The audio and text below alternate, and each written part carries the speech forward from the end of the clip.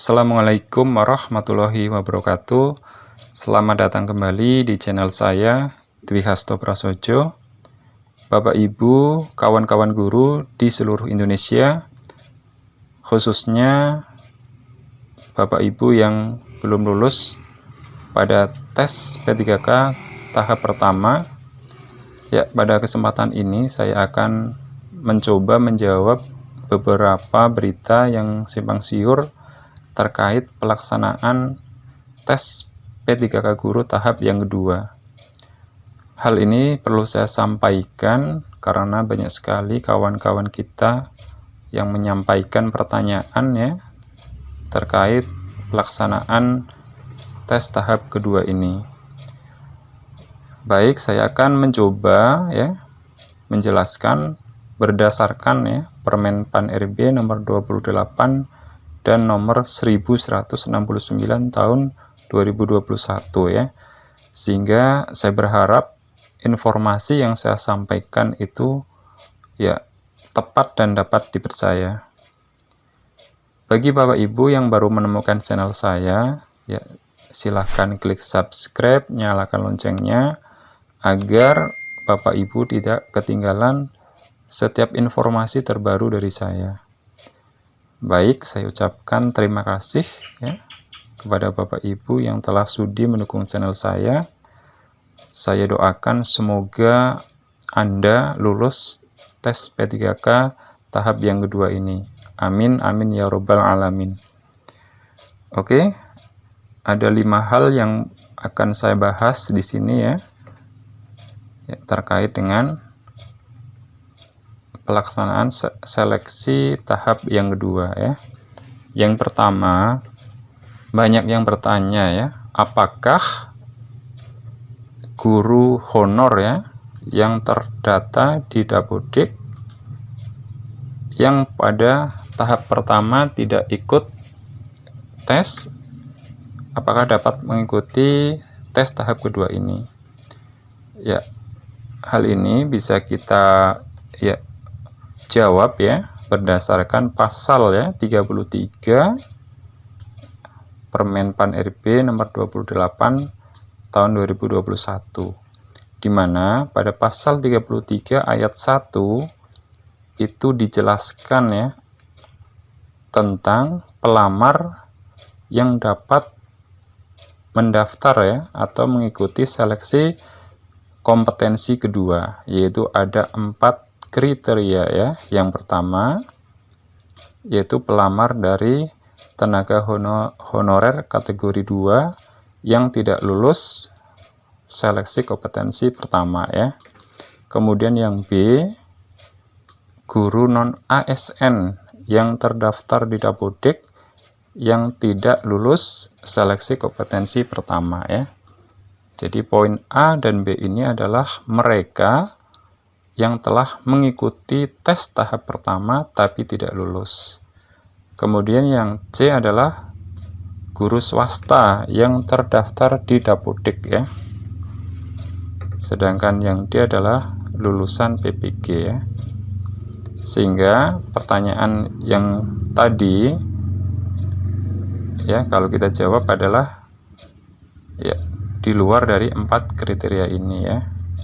Jadi kalau yang 4 kriteria ini adalah A dan B adalah ya mereka yang telah mengikuti tes tahap pertama, sedangkan yang C dan D ini adalah ya kalau yang C ini adalah guru swasta ya, guru yang mengajar di sekolah swasta, sedangkan yang D ini adalah sarjana atau lulusan PPG ya. Baik, cukup jelas ya penjelasannya. Kemudian yang kedua, banyak yang bertanya apakah ya nilai yang diperoleh pada tes tahap pertama bisa digunakan pada seleksi tahap yang kedua ya. Nah, ini perlu diperhatikan ya. Kita perhatikan pada pasal 34 ya. Di mana pada ayat pertama disebutkan pelamar pada seleksi kompetensi kedua dinyatakan lulus jika nilai yang diperoleh memenuhi nilai ambang batas sebagaimana dimaksud dalam pasal 27 dan berperingkat terbaik ya. Ya, berarti harus mencapai nilai ambang batas ya, atau passing grade ya. Kemudian pada ayat kedua ini ya, nilai yang diperoleh sebagaimana dimaksud pada ayat 1 dapat ditentukan dari nilai terbaik di antara nilai sebagai berikut. Yang A, nilai pada seleksi kompetensi pertama, atau B, nilai seleksi kompetensi yang kedua ya. Nah, jadi ini diambil nilai terbaik antara nilai tahap pertama dan tahap kedua ya. Tapi perhatikan syaratnya yang ayat ketiga nih. Nilai seleksi kompetensi pertama sebagaimana dimaksud pada ayat 2 huruf A ya, yang ini ya. Hanya dapat digunakan jika yang pertama memenuhi nilai ambang batas ya. Tentunya harus mencapai passing grade ya. Kemudian yang kedua, yang B, syaratnya adalah pada seleksi kompetensi kedua, pelamar memilih jabatan dan bentuk satuan pendidikan yang sama dengan seleksi kompetensi pertama. Perlu saya jelaskan ya, jabatannya sama, bentuk satuan pendidikannya juga sama ya. Jadi kalau saya rinci ya, bentuk satuan itu contohnya adalah sekolah dasar, kemudian sekolah menengah pertama, kemudian sekolah menengah atas ya.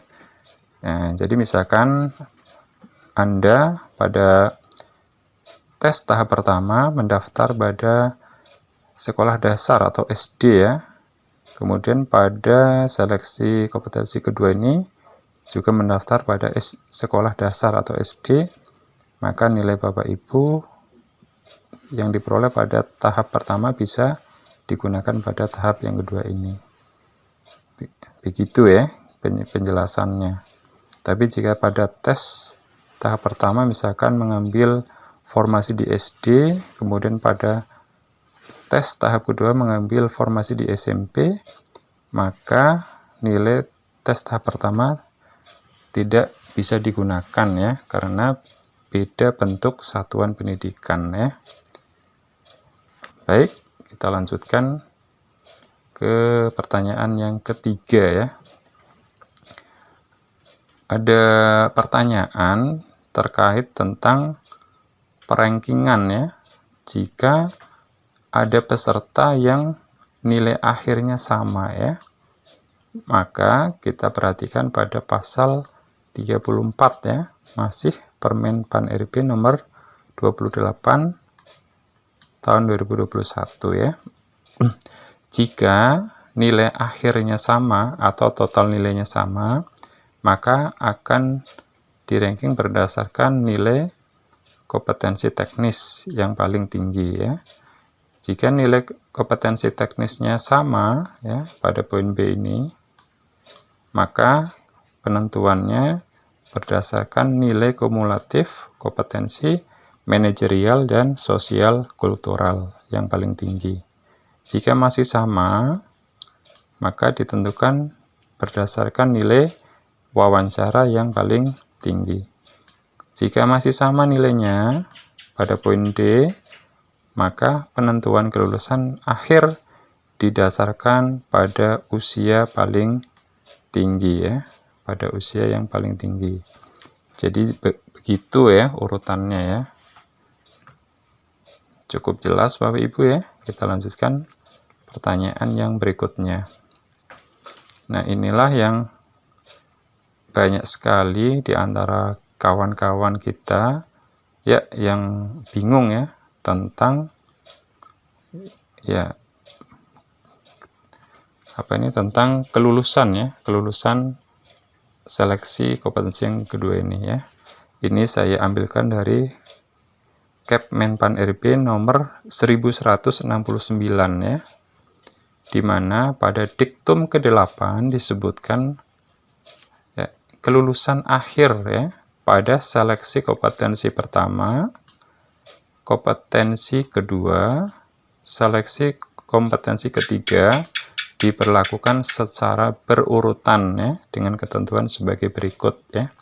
Yang pertama adalah peserta yang mendapatkan nilai passing grade kategori pertama ya dan berperingkat terbaik ya. Ini adalah prioritas yang pertama. Ya, jika masih ada formasi ya, atau belum terpenuhi, maka diperlakukan ya nilai ambang batas kategori kedua dan berperingkat terbaik ya. Jika ternyata masih ada formasi atau belum terpenuhi, maka diberlakukan nilai ambang batas kategori ketiga ya dan berperingkat terbaik ya. Jadi ketentuan kelulusan ini masih berlaku pada ya tahap kedua dan tahap ketiga ya.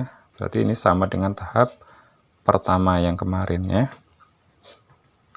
Baik. Sekarang yang terakhir ya, ini yang ramai sekali ya diperbincangkan oleh kawan-kawan guru ya tentang status guru induk dan guru non induk ya. Tentunya ini saya sampaikan berdasarkan diktum ke-9 ya, yaitu Kemenpan RB nomor 1169 ya. Disebutkan di sini ya peserta pada seleksi kompetensi pertama ya berdasarkan pada pasal 29 Permenpan RB ya nomor 28 tahun 2021 ya dan seterusnya ya, maka dibagi menjadi dua kelompok ya. Peserta dibagi menjadi dua kelompok.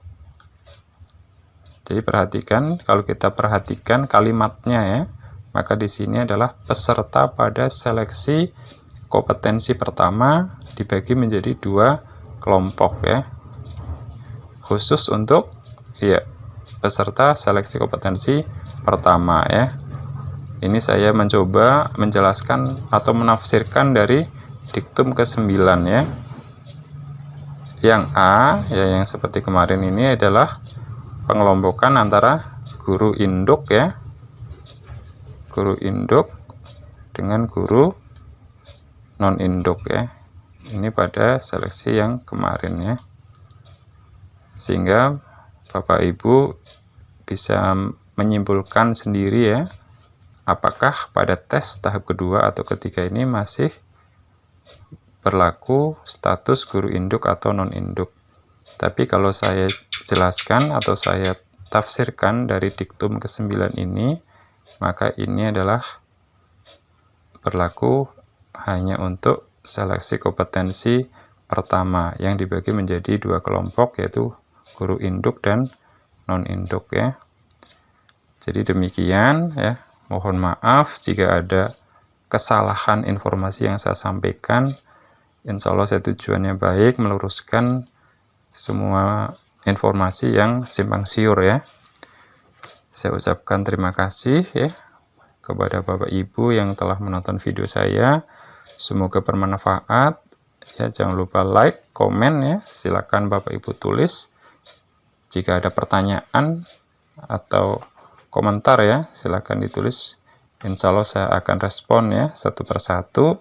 Sekali lagi jangan lupa subscribe ya, nyalakan loncengnya agar Bapak Ibu tidak ketinggalan setiap informasi terbaru dari saya. Sampai jumpa kembali pada video saya selanjutnya. Wassalamualaikum warahmatullahi wabarakatuh.